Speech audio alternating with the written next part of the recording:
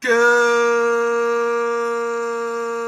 evening, fight fans. Welcome to another great episode of Headkicks and Haymakers. I'm your boy Bodkins, and of course, with me is my guy Bobby Blunts. Mr. Witt will be joining us here shortly. But Bobby, we got a jam-packed show today. We're going to have Don Davis joining us shortly. We will have. We got UFC 318 to talk about, plus a plethora of boxing. But we will back up and we will talk about none other than this past weekend.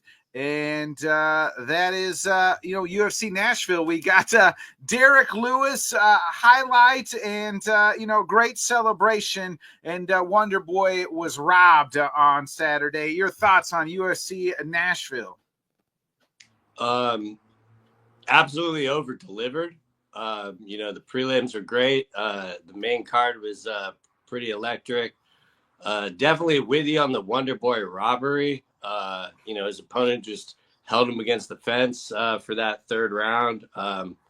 Someone wanted to tell me that he won all three rounds. I really wouldn't have too much of a pushback. I did have 1-1 going into the third, but Same. Yeah, it was just a shame to see because he's still like one of the old heads that's still in the rankings, defending his ranking, and now he gets booted out kind of unceremoniously. I guess you could make the argument that the fight was close enough to where either side would win. So I could see if someone would take issue with me using the word robbery, but fuck that. It was a robbery. I mean, this is Wonder Boy we're talking about. Like, how are you going to rob, like, the nicest motherfucker in the UFC? So, Nate the Train in the last Pirate, that definitely deserved the fight of the night. Yeah. That one was hell of a comeback from the last Pirate there. I mean, I think Nate was like a plus 350, 400 going into that third round. So he definitely knew he needed a finish, and he got it done. Pretty brutal stoppage, but definitely agreed with it. Wish I could say the same about the main event. In real time, I may have been kind of overindulging a little because the fantasy draft earlier in the day. So when I saw Derek Lewis get the finish, I just dropped down to the floor, did the patent Derek Lewis. And then you texted me being like, that was a little early. And I was like, yeah, it kind of was. But then when I watched it back, it absolutely was early. I think Herzog would have been in the right to stop it prior to him getting up by literally grabbing the fence. But that's a whole other can of worms. Yes, but I said that. So I'm with you. Initially, I was like, that was an early stoppage. But then when I watched it back and realized, like on the replay, like how he used the whole fence, like he literally climbed the whole fence, like he was like climbing out of the Jurassic Park cage, from T-Rex to hop over the fence. Like that's that's what I got. Like I was like, okay, it was a good stoppage. Like he deserved it because like if you keep the fight going, like what are you doing here? Like, you know what I mean? It's gonna be like a 10-7 round. Well, not only that, like let's say for example, Jason decided to take the point. That would have required some stop in the action, would have given him plenty of time to recover. So, though I do think the stoppage was early, I guess I just say I don't have too much of a problem with it, seeing him blatantly cheat to kind of climb back up. Definitely love the T-Rex shout out because it's kind of what it looked like there. But I mean, just the aftermath of him celebrating was amazing. Throwing, at first he started with the bows and arrows, but then ripping off the shorts and going to his opponent's corner and doing the dog, his leg, marking his territory. Like Derek Lewis is just one of one. So, I'm sure Nashville really appreciated that. And, even the post-fight speech is definitely a one-of-one Derek Lewis. Yeah. So, I get if people want to say unceremonious way to end the night, but I don't know if it's unceremoniously. Give me that celebration every night. Like, give me that feel good Derek Lewis in the cage doing Derek Lewis things every time. Like, that's who Derek Lewis is, and that's why people love him. Like, give me that all the time.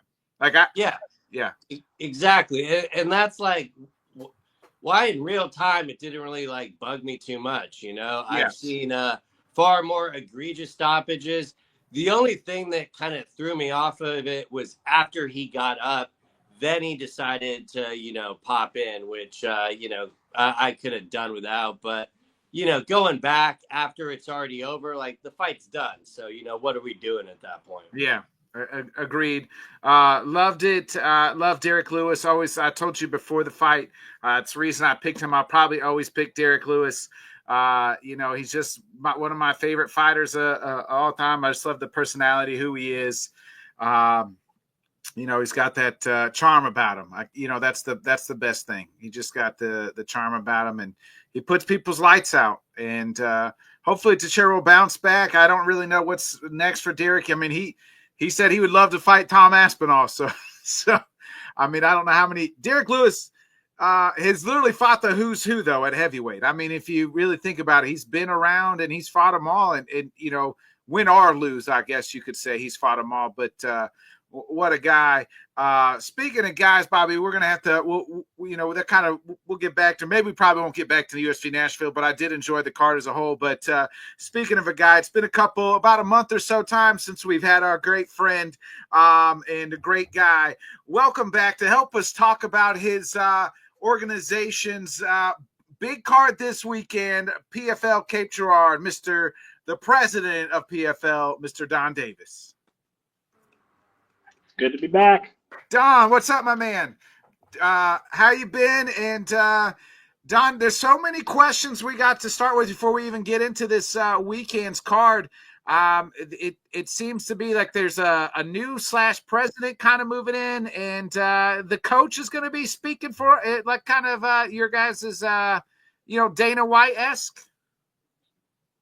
Yes, Coach Man is taking over some of the forward-facing media roles, and we are excited to announce John Martin taking the place of Peter Murray, who now becomes the CEO of PFL International. So now, what are you going to be doing during this time? You got Coach going to be the headline for you, and you got a new president. What's Double D going to be doing outside of maybe possibly hanging around with Russell Brand and stuff? No. We've established that was a smear job done by some AI-related espionage agents. But no, I will be focusing on what I am good at, which is building the brand, litigating, okay, and building up the financial infrastructure of PFL. The kind of stuff that goes on LinkedIn. But yes. And I did maybe misspoke or spoke in a misleading way. John Martin will be taking the place of Peter Murray. Peter Murray is not leaving PFL. Peter Murray is the CEO of PFL International. John Martin is the CEO of PFL in total. And Murray will be reporting to John Martin. But yes, everyone always says 4 heads are better than 1. Well, I don't know about anybody about that. I think sometimes too many people in the room can muck things up, Don, but I like your outlook. Don, I got to ask you too, you tweeted out this great card for the White House. Don, why are we waiting for the White House? Why doesn't the PFL just put that best damn card on that they can have? Because that's what's best for business, baby. Listen, I don't remember tweeting that. It comes to my attention after Drunk the off fact. 4th of July, Don. Too many. Yeah. Okay. Hey. Yeah. Celebrating America. There's nothing wrong with that. America. Yes. Too many vodka valors. That's what I drink.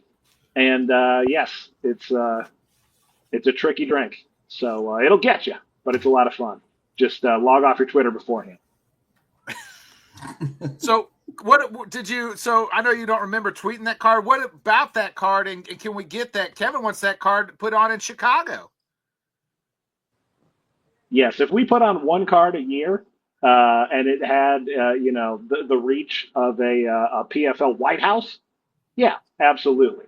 But no, we got to spread out those amazing fights. It's also an ideal situation for everyone's fight camps, everyone's schedule, where they're at in their healing process, physical or emotional. Remember, Francis is still recovering from a tragedy, and yeah, there's a lot of moving plates. But listen, you want to talk about amazing cards? I'm ready to talk about PFL Cape Town. Yeah, baby. That's why we brought you on here. Tell us a little bit about PFL Cape Town. What can we expect? Obviously, two of your biggest stars, Johnny Eblin, is on this card. Dakota, I'm not even going to figure out how to pronounce her last name, but we all know who I'm talking about. They're on this card. Tell us a little bit about. Yeah. Thanks, Bobby. When Witt's here, I can say last names properly. Thanks for that, Bobby. Yes, there are, I would say, a great number of stars on this card and potential future stars. Okay, I've been hearing the rumblings of, oh, Dakota's fighting a Cam. Let's talk about Samiko Inaba, Lady Samurai. Okay, Ooh. She's 7-1 in Bellator. She's coming off a second round ground and pound finish of Mackenzie Stiller, who was an undefeated prospect at that point, and making her PFL debut. No, well, let's not even get into the amazing merger that was PFL Tour, but stepping up to her, certainly the biggest test she has faced against Dakota. And it's going to be a great fight. She is definitely no pushover. And stylistically, it is going to be a lot of fun. Sure, there's a height difference. There's a leg reach advantage for Dacheva, which, the PFL is the only MMA organization that lifts leg reach. But the arm reach, which is traditionally what we understand as reach, dead even. So that's going to be a great fight. We have the middleweight championship, Johnny Eblin versus Costello Van Steenis, another overlooked great fighter. Got a very high submission rate and coming off two back-to-back finishes, a Von Flue choke and a head kick, both in the first two rounds. And listen, this is what we do, right? We use established names. It's a lot easier with the great roster of fighters who have stayed on from Bellator. And that is the headline of the fighters we've gotten from Bellator, of the ones that are still here, like AJ McKee, okay? Fighting Ahmed Magomedov. You know what you're in for with someone whose name ends with Adolf. And Adolf. To that, yeah, I could have picked other letters, but you know what I'm saying. No, I don't, Don. The only Adolf I know what he can do or what he's done. Listen, we said no to Bryce Mitchell. That's all I'm going to say about that. He is a Russian fighter, and he's great. We have an amazing lightweight fight on the main card. Arthur Zadnikov. I'm sorry, I'm just laughing at how good it is. It's all right, Don. It's all right. That's why you hired Coach. That's why you hired Coach to say all the names. We understand. Coach Man is great on the mic, and that is how you actually correctly pronounce his name. Everyone's gotten it wrong. But we can't forget Dennis Goltsov versus Corey Overtime Anderson. I'm excited for that fight. I think that is being massively slept on. And Corey's looked great.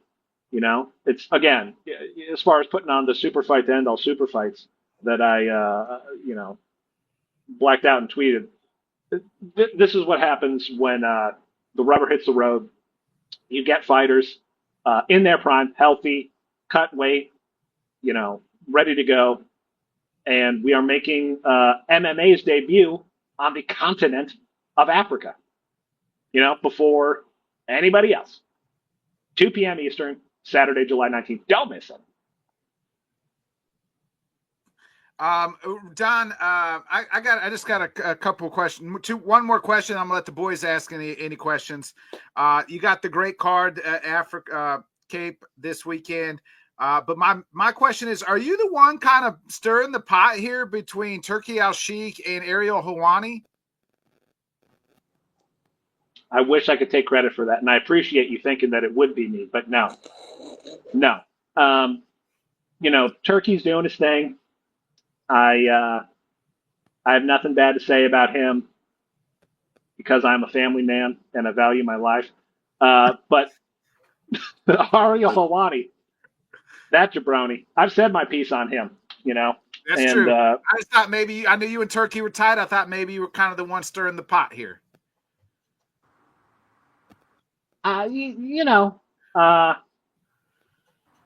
Not publicly facing.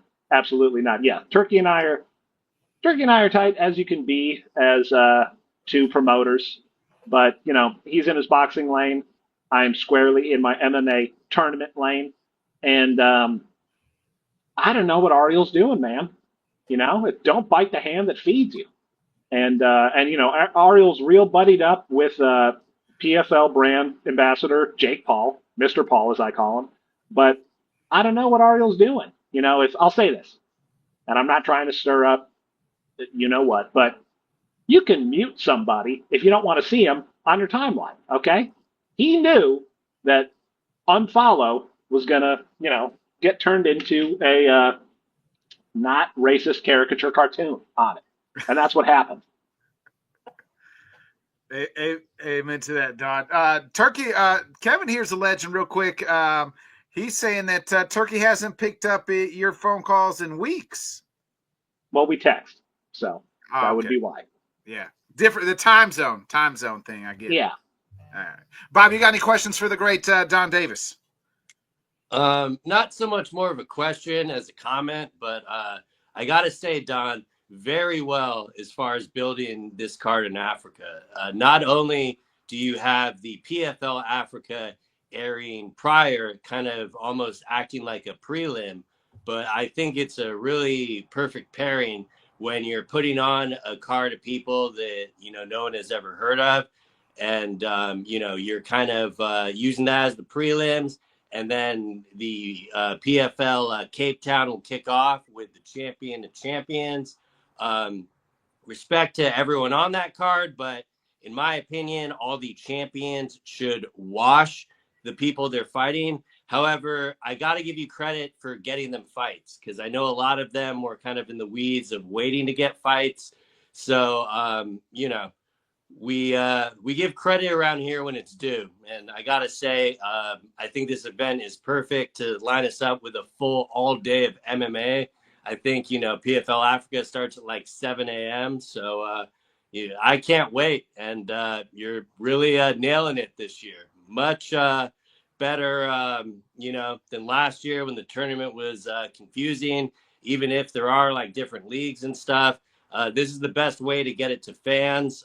Congratulations on getting the ESPN deal for PFL Cape Town. I know that was huge, so you don't have to direct everyone over to the app. But if I'm not mistaken, everyone can watch PFL Africa in the PFL app, which is a fantastic, amazing app, very compatible with any device you have. So, keep doing more stuff like this because we appreciate it. Thank you, Bobby. I appreciate you, and I appreciate all of you. Whit, it's good to see you. And I do want to clarify, yes, so there are two cards on Saturday. And the first begins at 10 a.m. Eastern Standard Time, which critically, I wanted to point this out, is 4 p.m. in Cape Town. Okay, we're not making them fight in the middle of the night. And that is PFL Africa, yes.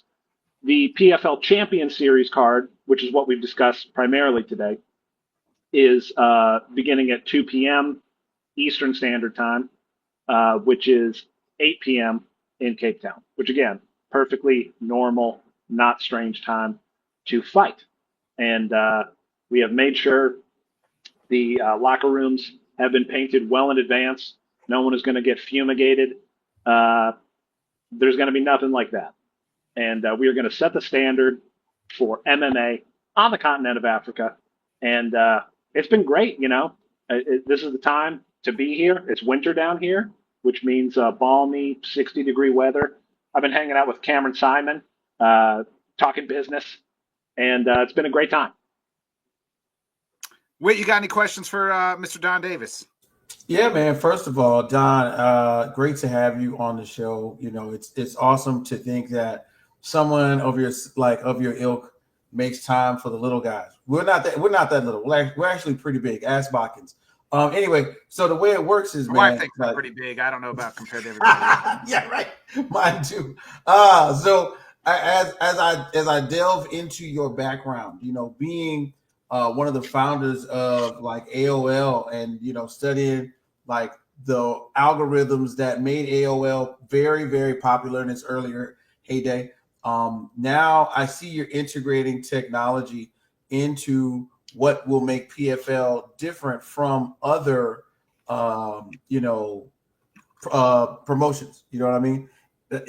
Where do you think this goes? You know what I'm saying? As Bobby mentioned earlier, the app is awesome. We can watch it anywhere, anytime. It's free to access.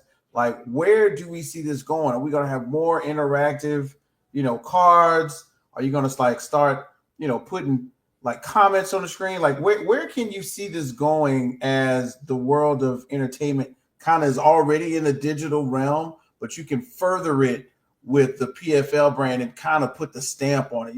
Everybody's got to have something. PFL stamp could be in that world. So where do you see this going as we move forward? I appreciate it. Yes. And it was great to be a part of AOL at the time that I was a part of it. Also, I got to shout them out.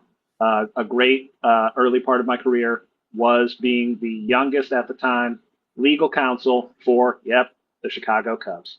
So there's a lot that goes into becoming an entrepreneur.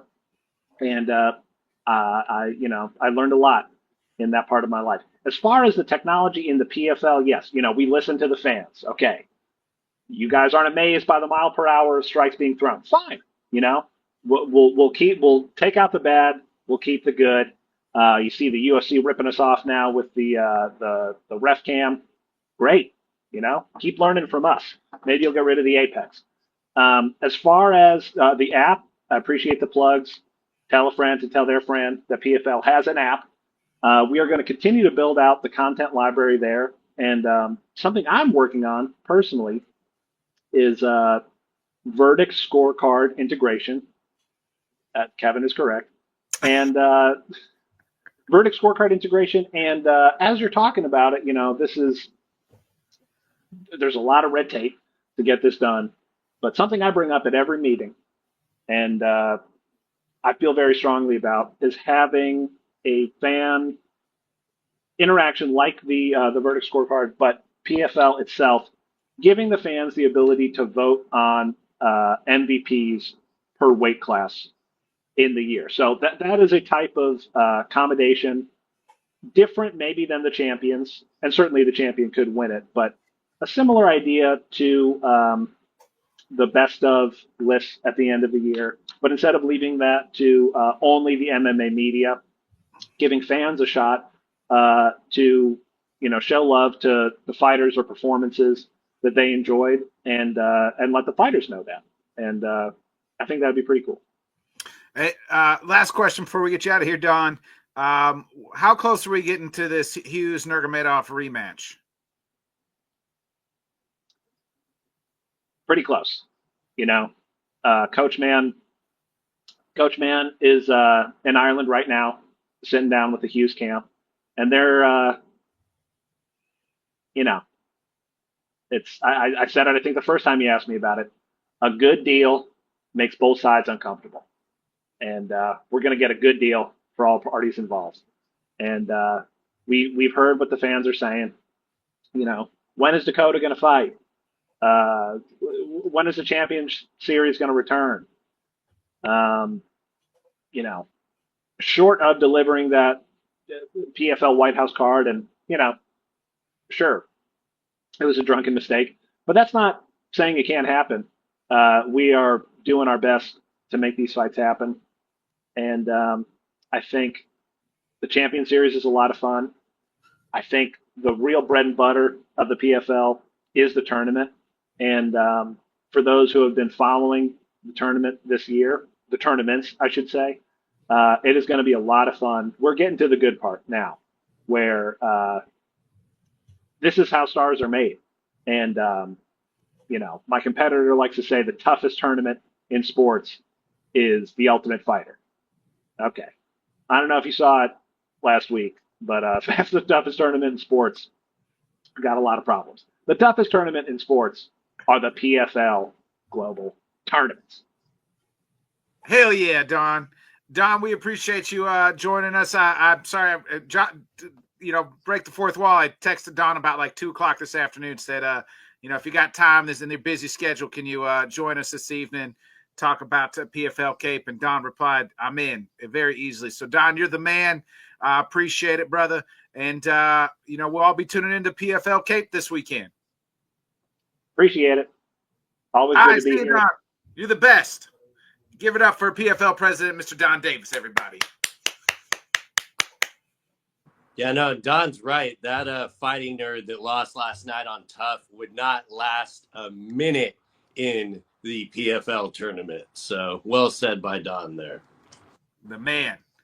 I gotta catch up on my Tough episodes, man, because I was like, you're not missing much, Whit. You're not missing much. Except for yesterday. Yesterday's episode, and I do not mean this in hyperbole, was the best episode of Tough in the last 15 years. The most elite hate watch I could describe. The two Brazilian guys fought? Is a total fucking asshole. Like, not humble at all. Like, fuck this, fuck that. And then he just completely gets dominated. And then all of a sudden he's all, oh, you respected me, so I shook his hand. Like, let's be real. He'll probably get a contract because the camp he's in. But it was so amazing to watch him just get outclassed on every level.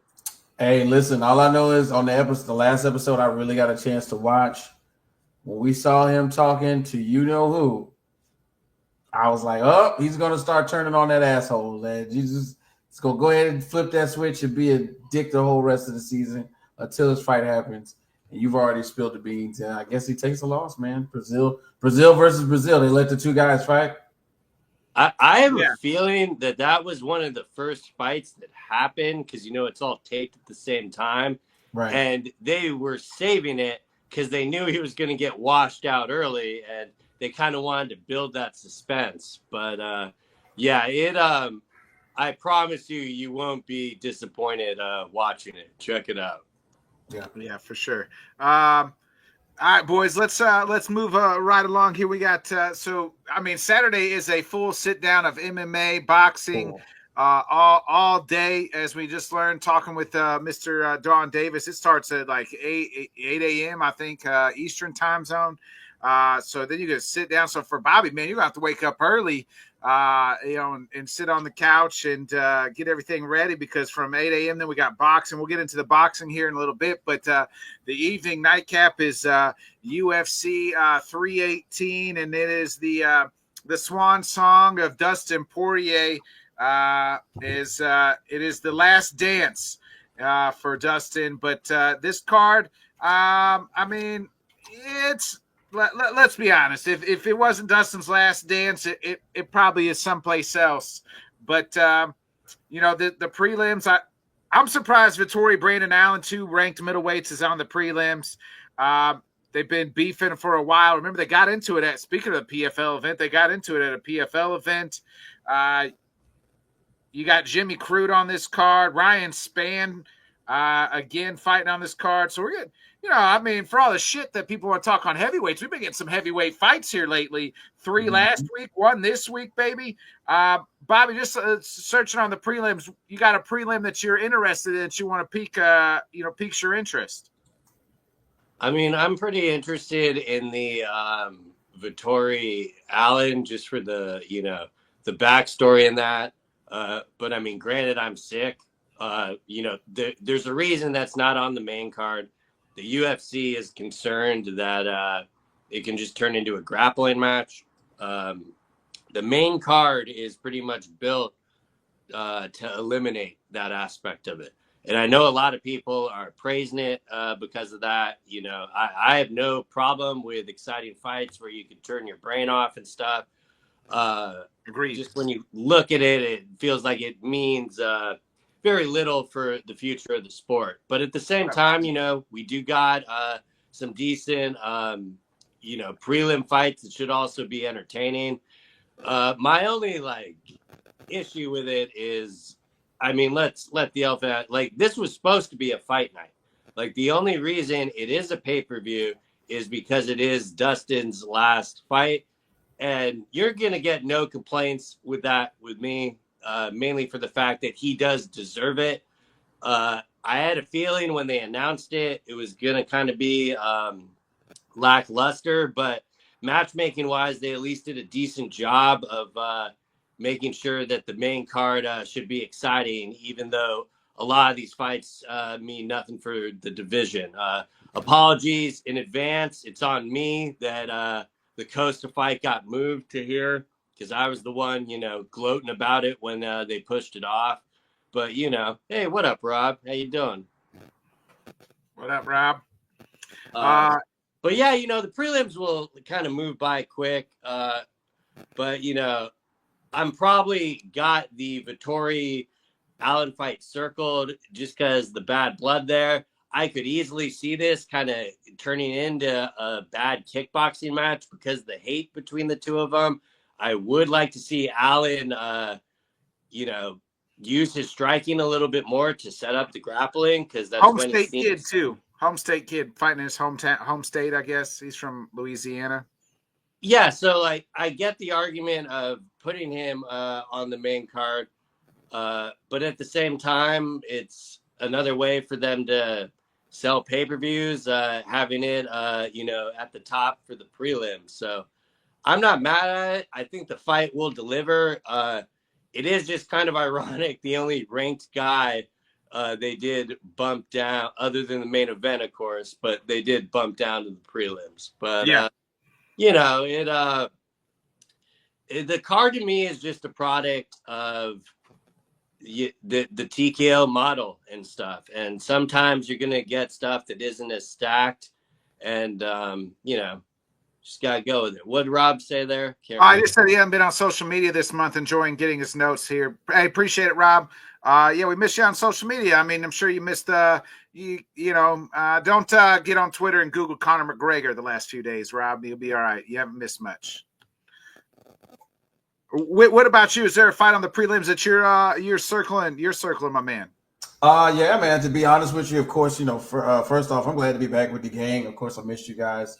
While I was doing a little bit of the research and I saw what was on the card, it's funny that we brought up Tough because one of the fan favorites from Tough is, of course, on the prelims. I'm talking about Robert Valentin going against Atiba Gutierrez. I know, guys. I know.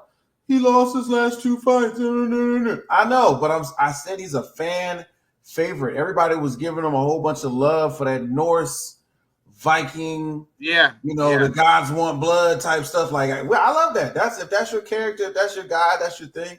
And from what I've seen, that's really him all the time. Like, that's cool. I'm interested in seeing him put on some type of performance because I mean, you know, I think this was happening while I was still here. Therese Finney lost that by a split decision. Ryan Loder, who knew, lost by ground and pound. But the last one before that, where he beat Patty McCrory, armbar, and Giannis Bakar, I watched that one personally.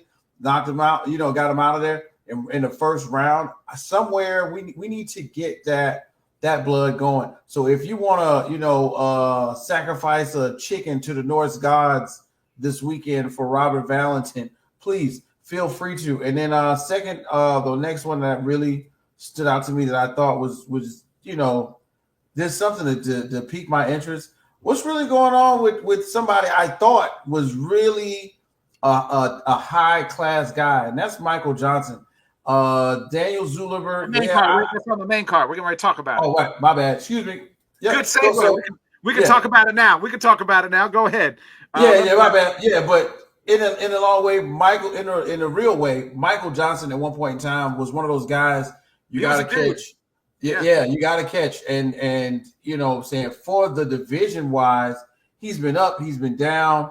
I mean, it's kind of tough to say, you know, the competition in the lightweight division isn't like world class. He's won his last two. He's won 3 out of his last 5. Three out of his last 5. Let me give you the breakdown here. That opens up the card with so good transition here. Michael Johnson versus Daniel Zellenberger. Johnson's actually a huge underdog at plus 425. Zellenberger, a huge favorite at minus 650. He is 15-2, but some of those is coming here. Those 2 losses here come lately. His last time out, in fact. He has won 3 out of his last 4, but so has the veteran Michael Johnson, who is 24-19. He's won 3 out of his last 4. So, Whit, I mean, you started talking about the vet and Michael Johnson. How do you see this one shaking out? Yeah, in real life, dog, I really see this as an opportunity for him to, you know, make it 3-0 in his last 3 fights. This is a really good one, but I've seen the Zulheimer highlights, man. His chin has been tested, man. He's actually a really tough guy to take down. But he is dangerous if he could get on the back. And I've seen Michael Johnson not do well in getting off of his back and being on the ground, being held down, getting someone out of dominant position. So, you know, definitely he's got the upper hand on the mat. Now, will Michael Johnson allow him to do that? I don't know. He may revert back to his old ways, put them hands on him and get him up out of there. But right now, like we normally do, you know me, I'm back when I get that mode, I got to look at the numbers. Right now, just like you said, big underdog on the card right now. And right now, it looks like Zellhuber's up on what is this? On Tapology. 88%. Zellhuber's going 88% right now. Decision. The other 12 think that Johnson is going to win by KO. So it could go all the rounds, but you know, somehow, some way, if it happens in Johnson's favor, it looks like people think he's going to, you know, end it early.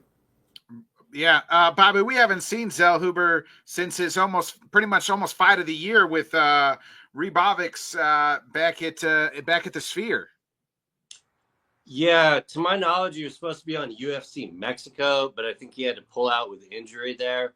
And this was actually the fight I was alluding to, like why it got the prelim bump off the prelims. And it's pretty clear. I mean, we know what we're getting here. We're going to get 2 guys more or less trading in the pocket, and it should be a striker's delight. So I could totally understand why they put it on the main card. Pretty much a good thing to kick it off. It is very interesting because, like, we have seen Michael Johnson put in these spots in the past where you think he's going to get lapped or something, and he, you know, shows that he's still sticking around at the top. I do kind of understand the line, though, probably mainly because of the age difference and stuff. But, you know, I really only see the fight ending one way style-wise. And, you know, very well could go to decision because Johnson is tough. I don't know. He might come into a scenario where he can get like some type of flash knockout there. But I do think that is going to be fairly difficult, too, because Zellenberg is very young. And, you know, that fight at the Sphere, it showed you right there that, you know, he has no problem standing in there and trading. And, you know, that might be Michael Johnson's best way to win, definitely, because, you know, the kid isn't afraid to get hit. So, you know, throw some gasoline on the fire and see what you can get. But, you know, I do think it is going to be a pretty tall order for Johnson because, you know, Zellenberger already had 1 camp going into this. He had to pull out being injured. But stylistically, I completely get why it's on the main card. I don't really think either of these guys are going to be like a future champion or anything. I'm not trying to, you know, sell. Well, I think Johnson's best days are past behind him. You know what I mean? Or past him. Yeah. Yeah, and just I don't know I almost kind of want to exclude this one when I talk about there really seems to be no future in like the matchmaking of the main card and stuff like that because after this it kind of gets real rough, but this should be an entertaining 15 minutes, and I think we're just gonna see someone bleed, so give it to me. Who you guys got? Wait, did you make a pick? Go first, Whit. You're muted.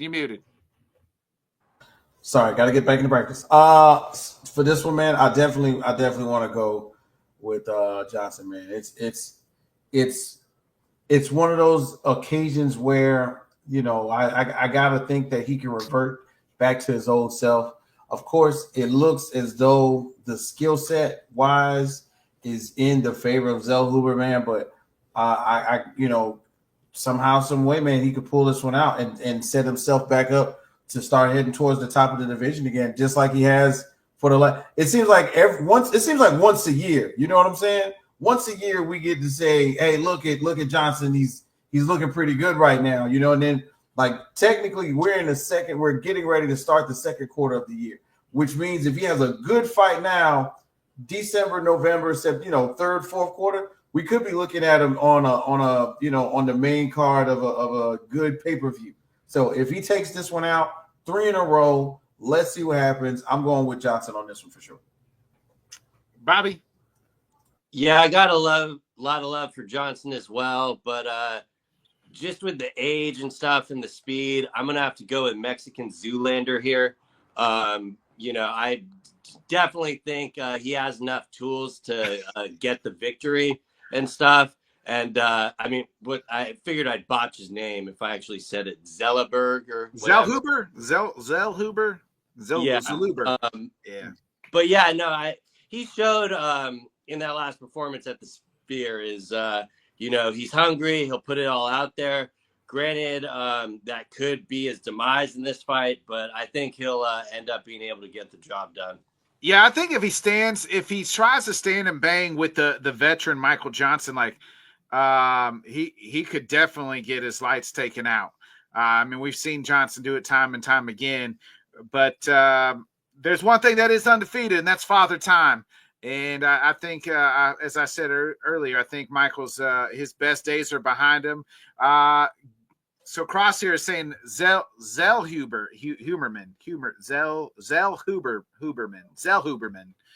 Well, fuck it. His name's Daniel to me, so give me Daniel, baby. Give me Daniel. Thank you, Rosetta Stone. Yeah. Let's get into the next one. It is none other than a featherweight matchup. It is none other than Dan 50K Ige taking on Patricio Pitbull. Ige here's the favorite at minus 220.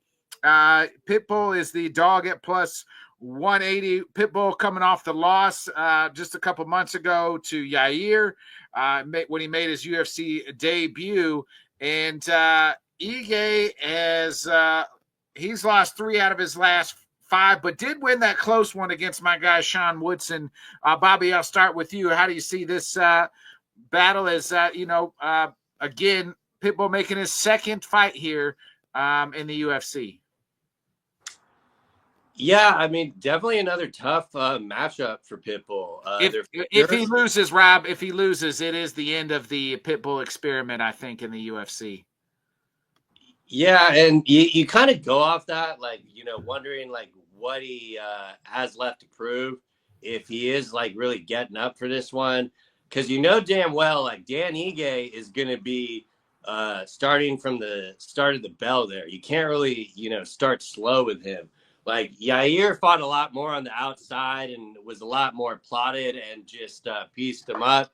Ige is going to bring that fight to you, and he'll make it ugly. And I think Ige is just as, thirsty to get back into the win column there. So I'm probably going to have to roll with Ige off this. I don't mean to completely jump off the Pitbull hype train. I don't know if the UFC jitters even exist, but he looked slow and old in his last fight against Yair. And I just, don't know if you can really correct that when it really just comes to the timing and stuff. And I got a hell of a lot more faith in Ige's coach than I do Pitbull's team with, the coach Eric and stuff. So I'm necessarily like not rooting against Pitbull by any means, but I'm probably going to have to go 50K here with this one. Wait, what about you, my man? Yeah, bro. It's crazy, man. As I come back and I look at things, I look at the landscape. Bobby hit the nail on the head, bro. I was not impressed this last. Nobody was. Right. Nobody I was not impressed by Pitbull showing, all of this bravado that he's come with from other, promotions. I was looking for that fire. I felt that he laid it down in that ring. And it was unfortunate that we got a chance to see what would look like a past his prime moment for Pitbull in the octagon. That a past his prime on his debut. That is horrible. For me, man, Dan Ige is dangerous on multiple levels, on the feet and on the ground. And this is where I think the competition level may really startle somebody like Pitbull, unless he has a random Pitbull moment where, you know what I'm saying, he catches Ige off guard, which it does not happen very often, unless you're like Lerone Murphy, who might have just won on accident a year ago. It's really looking real Dan Ige-ish for me right now. But I want to see this go the distance. Let's put it like that. I don't want it to end early.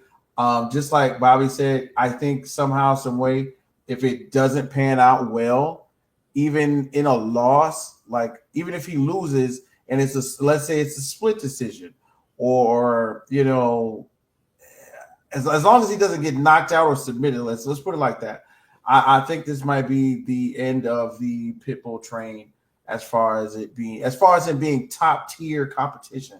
Well, I mean, they're giving him Ige. I have to pull up the rankings real quick, but like Ige is not ranked like super high at featherweight. I mean, he started off fighting the number 3 guy. Ige's at 11. And I'm kind of with Rob here. It's 5 years too late. 5 years too late for both Pitbull bros. I'm in agreement here with Rob. I think it's too late, and I think it's going to be one-sided traffic. Ige, again, just like Michael Johnson, Father Time waits for no man. It's undefeated, and I think it's caught up to Pitbull, and it would be nice to have like a nice Pitbull moment, at least get one of those in the UFC. But I don't think that happens against Dan 50K Ige. We're all on 50K Ige then, right? Seems as though. Yeah, I mean, one thing I will say, Pitbull's best avenue to win is to wrestle. So if he is having success, that building is going to start booing him like the fucking plague. So, but yeah, I mean, I just believe in Ige's wrestling defense and ability to get back up. So, yeah, I'm with 50K. Yeah, let's get to the third fight, a fight that was actually supposed to happen, 2 years ago now, I believe, 2 yeyears ago, I think, and that is none other than Kevin Holland making like his 5th appearance of the year. I mean, the most active, if they said he'll be the most active UFC fighter from like 2018 or something like that, since his debut to now. So yeah, this is Holland's 4th appearance, and he's 2-2 this year. Or he is 2-1 this year. His only losses to RDR at middleweight.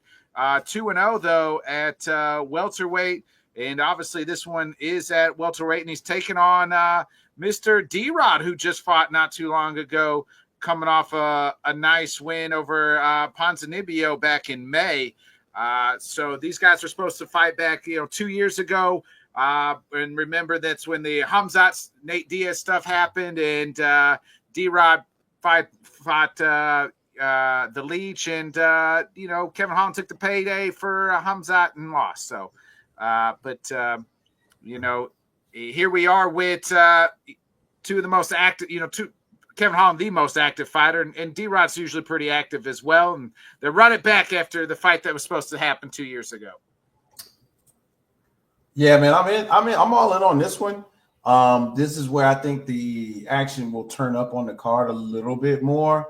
Of course, we've seen our guy Daniel Rodriguez, aka D-Rod, come out here and literally, kind of put it all out there kind of early.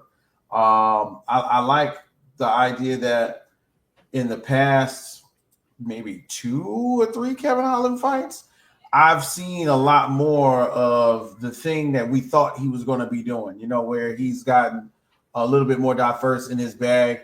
He's not just trying to stand up the entire time.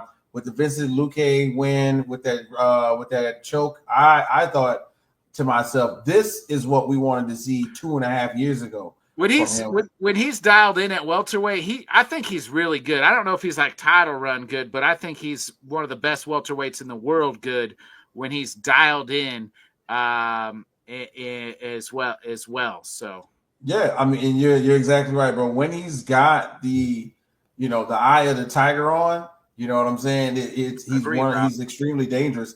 But when he's got his eye on the candy and not the match, it's bad. I think this is one more where he will be ready to come and play for keeps.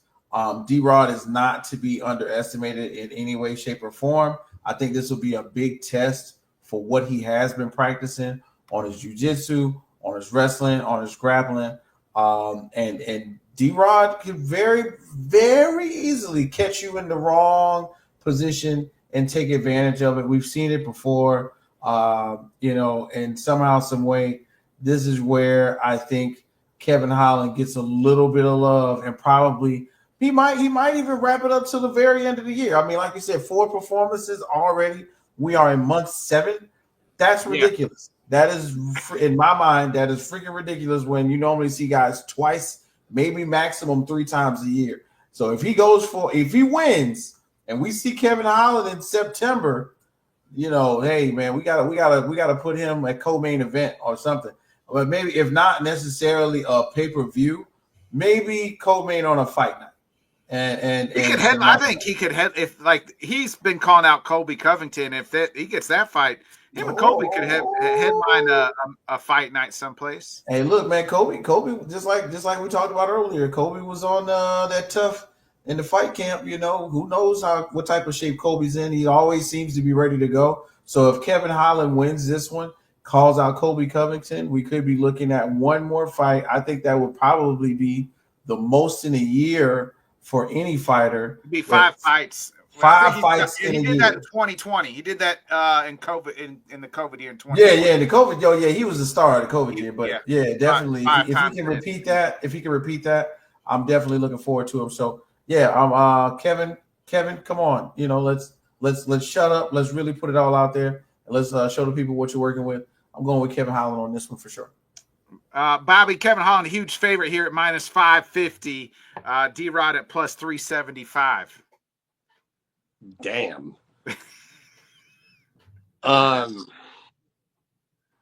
Yeah, I don't know. I mean, you look at the activity with Holland, and I think it really benefits him. He's not dealing with the stress of having long, drawn-out camps. He's fighting very quick, so he's staying in shape and stuff. I definitely liked what I saw from D-Rod in his last fight. I mean, I kind of wrote him off a little bit, and he came in looking a lot leaner and, got the victory pretty convincingly there.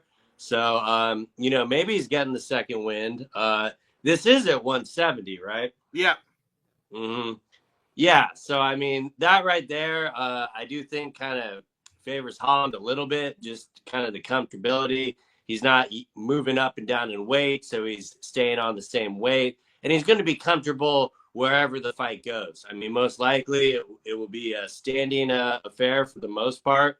But, if he rocks him early, it would not shock me at all if, he would go to some type of submission to get a nice little sub bonus there. But, he's been doing it Rob nailed it. He'll probably be one of the most financially successful fighters that never fights for a title.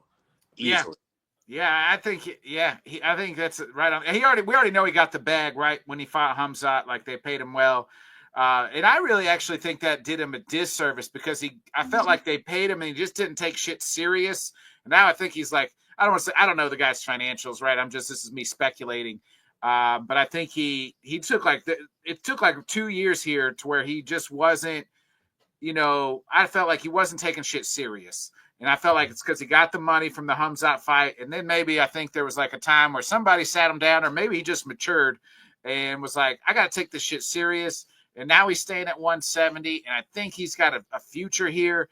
And I really think, I'm not saying he's going to ever fight for the title. I just think he can be one of those top 10, top 5 guys. I really do at 170 because he's well all around. And he's tall and lanky for this weight class. He always picks up the phone and says yes, and he's always going to be in a good fight. I'm with you guys too. Give me Big Mouth. Call Big Mouth, baby.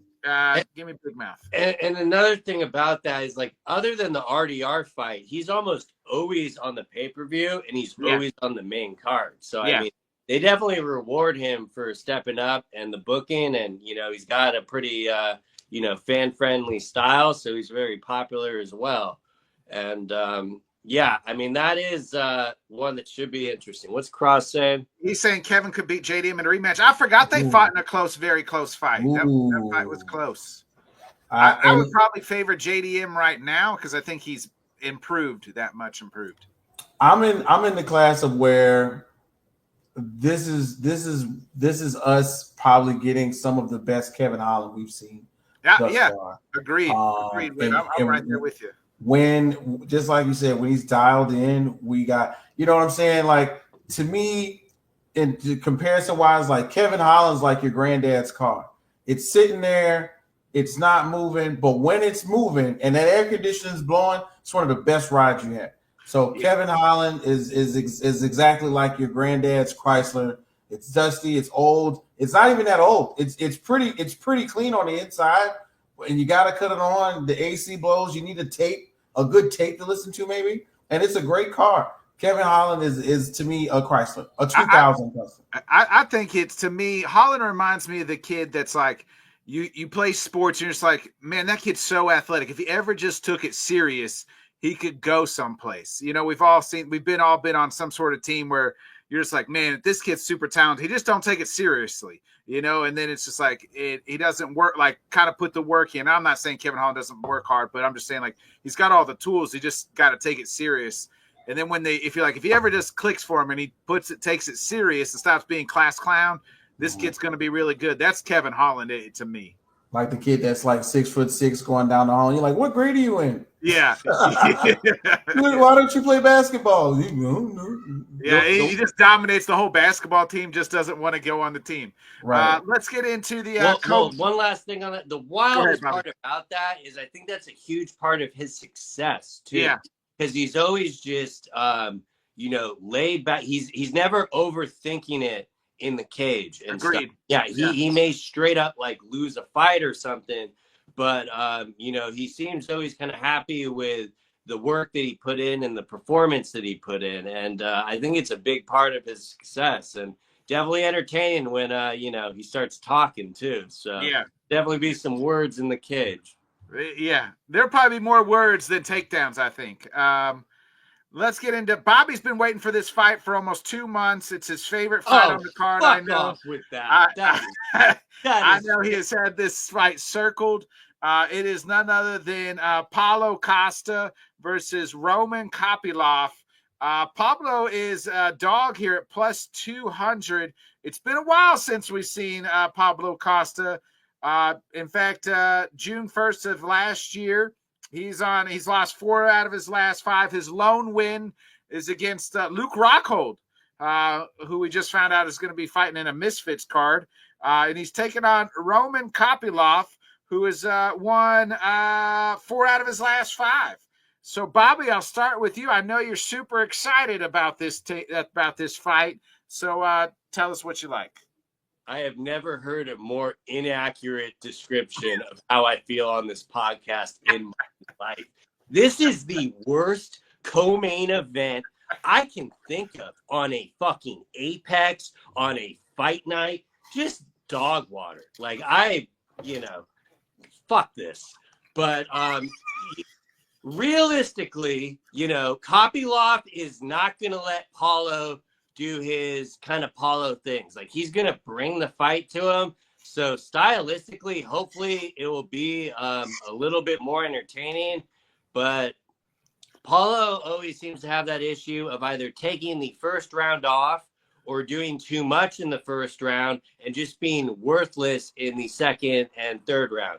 Granted, he doesn't have to go 5 rounds. I mean, that was his last fight with Strickland. And, hopefully that did leave a bad taste in his mouth. And, it motivates him to put more effort. But you and I know all too well that he's been talking about wanting, to get back to that aggressive style since pre-pandemic. And I do think Izzy broke him in that sense. And he's always going to be plotting a little and not wanting to be on that meme. So is Kopylov the guy to get him his confidence back? I don't really see it. I think that line is a dramatic misprice. I'd be smashing Kopylov. It wouldn't shock me at all if Paulo could win it by winning 2 of the 3 rounds. But this is just the most uninspiring main event that I've seen on a numbered pay-per-view card that I can remember in recent memory. And we've watched a lot of garbage where we're grabbing our head. But I think this one is what really set me off of, is this card actually fucking serious? And I get the aspect of, hey, there's not going to be any grappling in it. It should be entertaining that way. I don't know. Maybe that's his best, Kopylov's best thing, is to kind of mix up some wrestling there.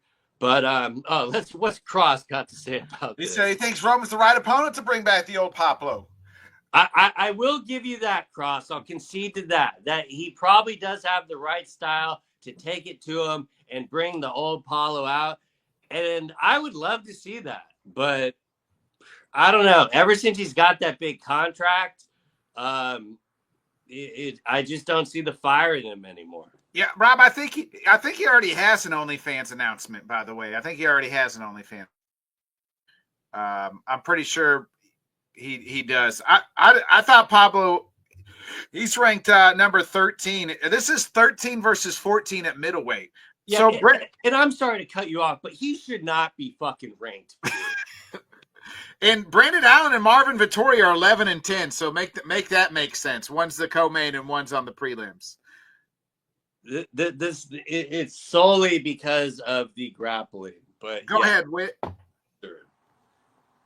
Yeah, so I was sitting back here and I was like, dang, in real life, Paulo Costa has been to the top and bottom to the middle, but I think this is another reflection of the card. We've got guys on the card who have not reached their full potential. You know what I'm saying? We talked about Michael Johnson. He's on the card. He's on the main card. We talked about who else? Kevin Holland. He's on the main card. Further down, we got Marvin Vettori, Robert Valentin, people that have been really, really good names for cards in the past, but haven't got up there. And look at this. We got the young man, Roman Kopylov, looking like a complete axe murderer coming in here to tomorrow. I am excited to see what's going to happen with this one. To me, it's a complete toss-up.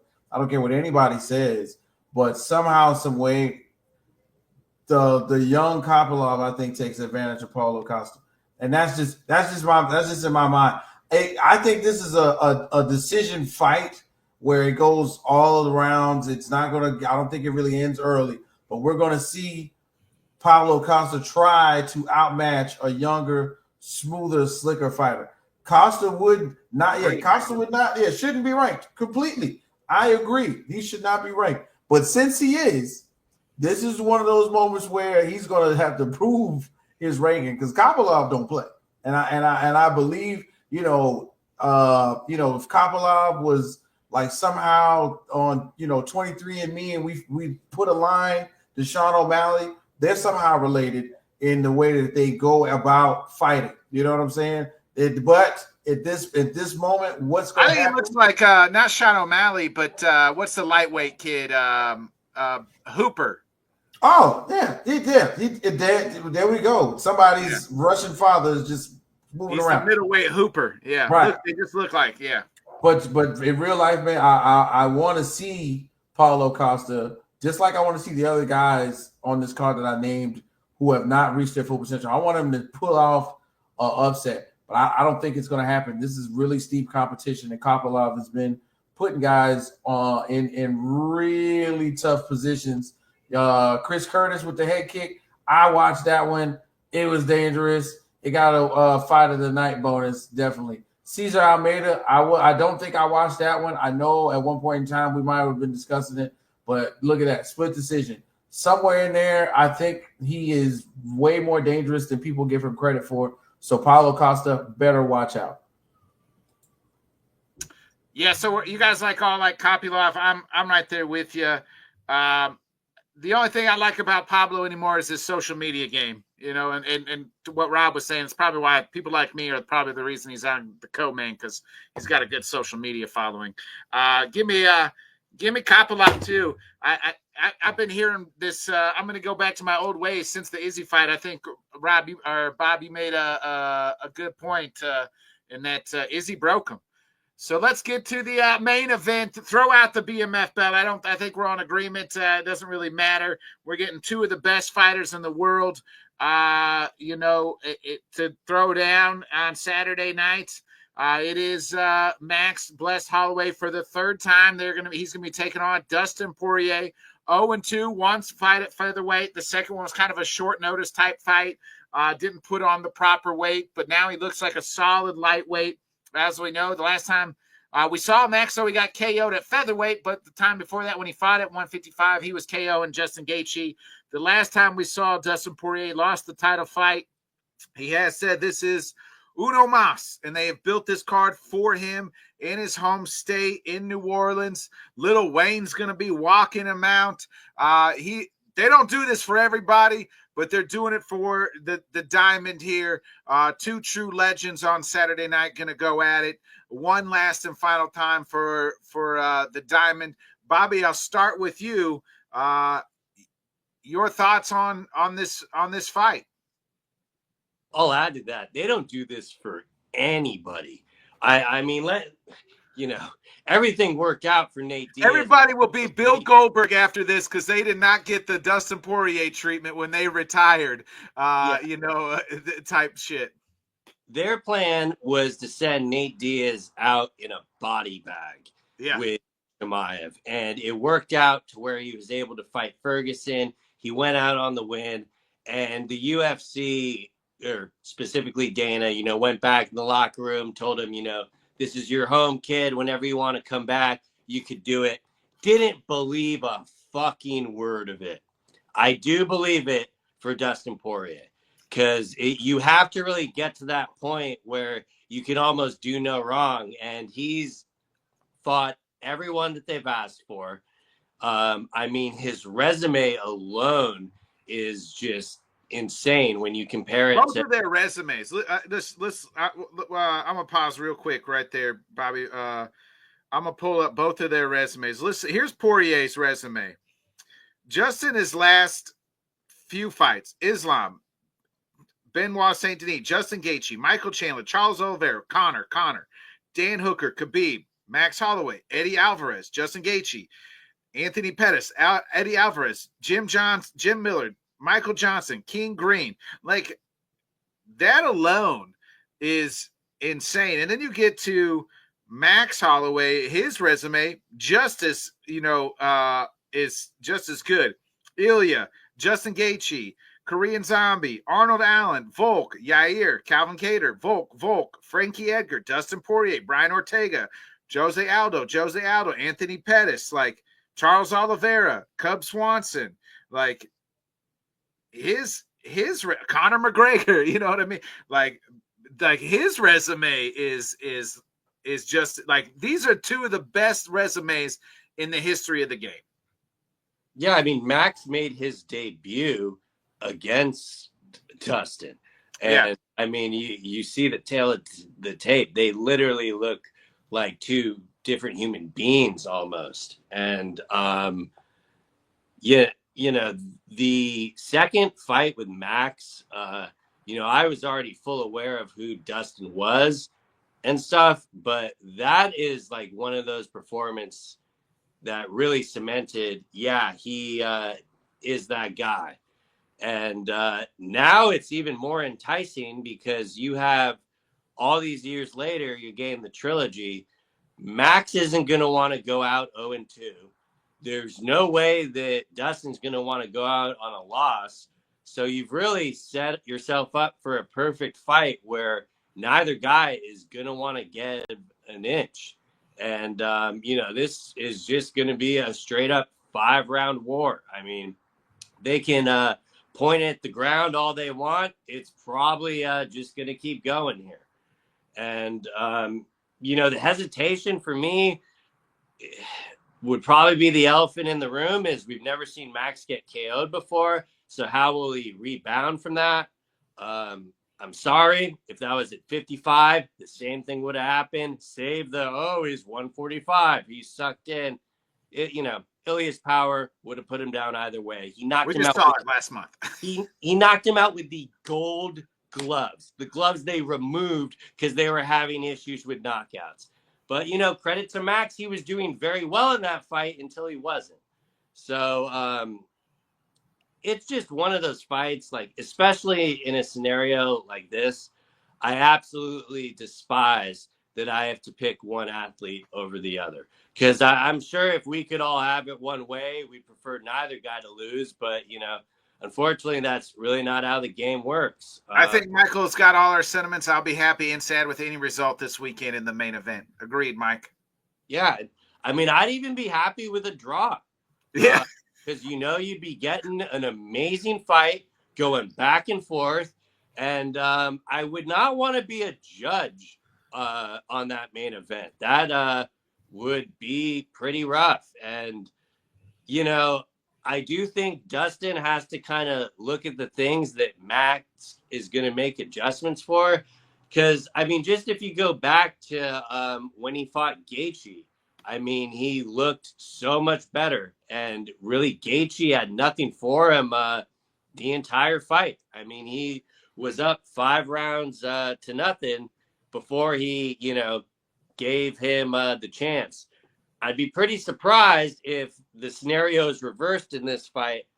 I don't see Max doing that. I think he will, you know, easily take the W to get his hand raised. But Max said himself, like, you know, he wants to, you know, play spoiler and be the villain, which it kind of a weird spot. I mean, I don't think there's anything Max Holloway can do that would make me hate him. You know, right. Like that's like the worst. They got literally the nicest person, one of the best people to try to play the villain. You know, like he'll oblige to a great fight, but like, it's not like you're walking away like when it like 5 years from now, it's like, oh man, I hate that guy. He retired Dustin Poirier. Like, you can't hate on. Like, I was down on the rematch for like half a second just because it's like, oh, you could see so many different matchups. But at the same time, with the style of fight that Dustin is going to want, I can't think of a better, you know, dance partner for literally a swan song that the UFC is built around him. And, you know, you kind of led with it. They don't do this for anyone. They try to maximize your star power and have you get defeated by a young and up and comer. But, you know, credit to the matchmaking for giving him the respect he deserves and kind of letting him go out on his terms. And I'm really loving the fact that Dustin is going out on his terms. You know, there are too many fighters that we see that we watch with our hands over our eyes. You know, we'll support them till the end, but we kind of wish that they got out ahead of time. And you saw that last performance Dustin, had against Islam. That would have been a more than justifiable last performance for him to just call it. But, we're a full year later, and the fact that it's in his hometown, I really hope Lil Wayne puts the respect in walking him out, and it isn't a WrestleMania performance. I mean, most likely he'll just be lip syncing, but like even that small detail of the UFC letting him come out with it, they'd normally be sticklers for that type of shit. Yeah. But they're saying, nah, it's all the El Diamante way. And so I'm very happy to see that, the build for it. Like, do not put the press conference should just be the two of them, in my opinion. We don't need the generic, worthless MMA media questions asking, unranked motherfucker A what he's going to do. Like, I do not care about any of that. Like, let's focus on the two. Like, as John Anik says, the two men that this fight card was built. Like, that's all that this press conference should be. Like, do it justice. Just, right off into the sunset. And, if I could change anything, I'd say let him walk out second. But I'm pretty sure with how it's being built, Dustin's going to be walking out first. But I can't wait to see how electric that arena gets when he does walk out. Who you picking? I mean, I don't want to pick, but if I have to, there's only one way I'm going. I do think this is going to be the toughest fight of the trilogy. And Max, Dustin's a slight underdog on this, right? Yeah, slight dog, plus 110. Yeah, and, I can kind of see it with, how Max has looked. They expect him to be, making those adjustments. But there's no way in hell I'm not picking Poirier for his last fight. I could give a shit if I'm wrong about that. So give me El Diamante all day. Wait, what about you, my man? All right, so first we definitely got to put some respect on this fight, man. Big shouts out to everybody in the comment section. You said it earlier, bro. If we look at the resume, the body of work between these two fighters, this is what gets myself, you, Bodkins, Bobby, Rob, everybody into the sport of MMA. If I had the money to buy ESPN Plus just so I could have access to the plethora of fights that come with it to watch UFC, I could run through the UFC's volumes of Dustin Poirier, and somehow Max Holloway is tied into that, and just go, man, I'm just going to watch these. And that's it. Just going to watch these fights, these two fighters specifically, and I'm going to have a good freaking time at just watching old stuff. You know what I mean? When it comes to Dustin Poirier retiring, 2 decades, count them 2 decades. I heard some old fighters. I heard Cub Swanson in there, bro. The last time you heard Cub Swanson, besides, I think maybe earlier this year, this is one of those times where you really got to shut everything off and focus, because we don't know what we're going to get, and especially with a flash in the pan, when you go to one of those hibachi restaurants, although you're going to get rice and steak and shrimp, that's what you're going to get all day long. You're waiting for the cook to set the shit on fire. We're waiting for them to find a way to set it on fire. I'm waiting for Dustin Poirier and Max Holloway to set up the onion tower, put the oil in it, and set it on fire. And just so I can go, ooh, I don't know when it's going to happen. 2nd round, 3rd round, 4th round. And this is exactly, and it's like my last time going to Benihana. I'm never going to Benihana again. I could go to all the buffets I want to, but it's never the same after that last time. And I'm excited to see it. They give it, like you guys said already, the proper respect. They got Lil Wayne involved. First of all, Weezy F baby, and please say the baby. Somehow, some way, if you're gonna come, I want to know which song is gonna come out to. Are we gonna get Carter 5 Can we No, get the Carter 2? no, so it's supposed to be drop the. So he wants drop. So Pick the World Up? interview said he wants drop the world because that's the first song he ever came out to. Right. In the UFC, so he's trying to go. I think they're going to do that.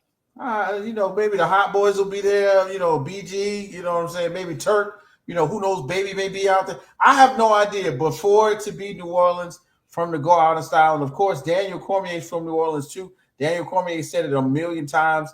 Dustin Poirier was never no punk. He went to the other side of the track school. So I'm excited to see this one. But on the other side of the ring is Max Holloway at a weight class, I think, where he's way more superior, than where he normally fights at. Somehow, what's going to happen to me in my mind, I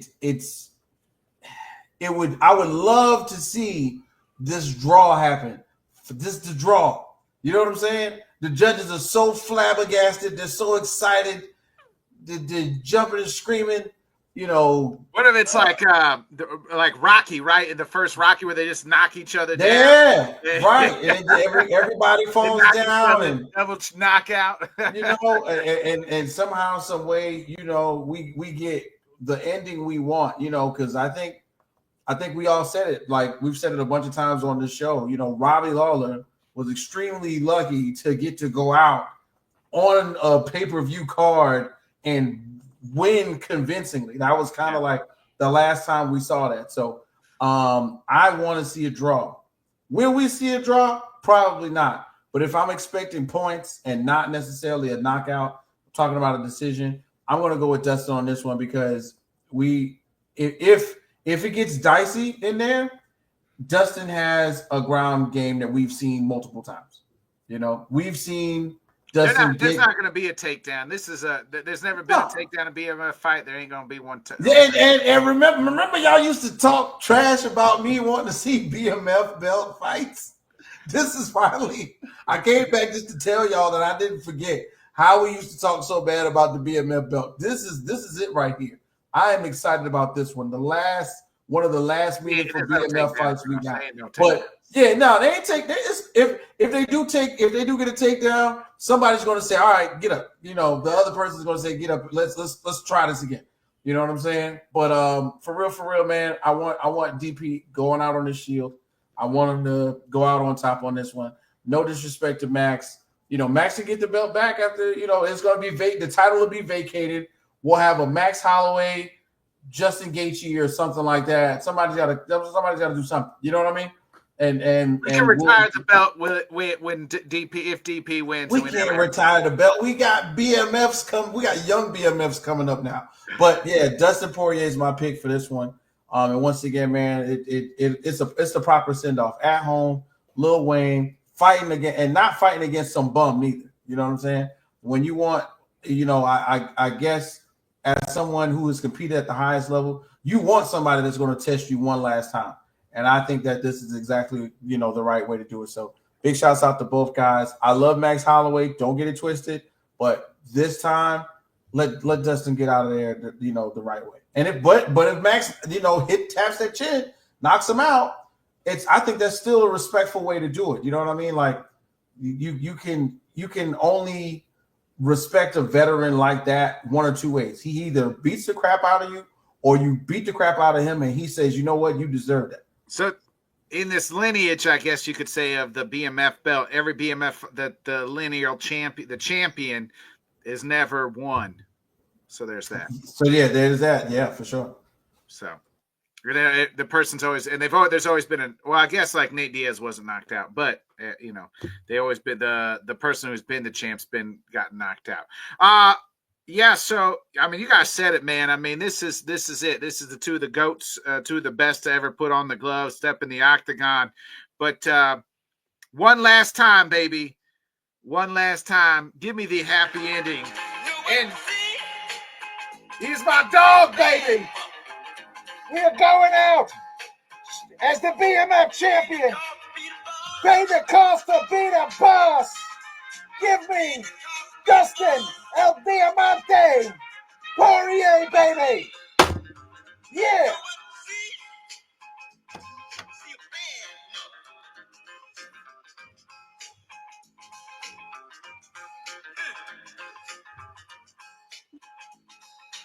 I paused that before they claimed the stream. Yeah, definitely. And when you look back at that resume, somebody who really paid the cost definitely does support you. Definitely, straight up. We got to get into just a little bit of the boxing. It's like a couple cards here, Whit, but I think to me, the most important one is happening in London. It is the return of Usyk versus, is it Dubois? Is that Usyk and Dubois. You know, he's got that French background. So yeah, we're just gonna gloss over him. So it's so many fights this weekend. It's kind of ridiculous. I can't even lie to you. When we were talking last week, I was like, dang, like Berlanga's happening. Shakur Stevenson happens. Berlanga gets knocked out. Shakur Stevenson does good. So now this week right here, we got Usyk and Barrios. You got to remember, this has already happened, people. Somehow, some way, the controversy was marred by a low blow, supposedly, where Dubois, pretty much took out Usyk's kids. You know what I'm saying? And now we get the repeat where Dubois has pretty much taken out everybody else, including, some really, really big names. And of course, we've seen Usyk beat the Gypsy King twice. We've seen Usyk beat everybody. Yeah, we've seen Usyk beat everybody, but we've seen him beat the Gypsy King twice, which at that time was unheard of. So there's nowhere else to go. There's nowhere else to run. These two are on a collision course, and I am pretty much excited to say that, Usyk enters the rematch with the WBA, WBC, and WBO heavyweight belt. Like, the idea is Dubois, after the loss with Usyk, right, he went on to beat Anthony Joshua, Gavorchik, and for it to have had been at Wembley Stadium, this is a big deal right here. Now, on the other side of boxing, we can't sleep on this. I just want to throw this out there. Pacquiao returns. The Mario Barrios. Who in the hell knew that Pacquiao had time to run a country and box at the same time? I don't need to see the carcass that is Manny Pacquiao. But this is what I want to throw out there. The point is, on the card is this. Two things I want y'all to know. Sebastian Fundora and Tim Tszyu for the WBC welterweight. That is important. That is what is more important, kind of sort of, than seeing Manny Pacquiao go at Mario Barrios. Isaac Cruz and Angel Ferrero, super lightweight belt.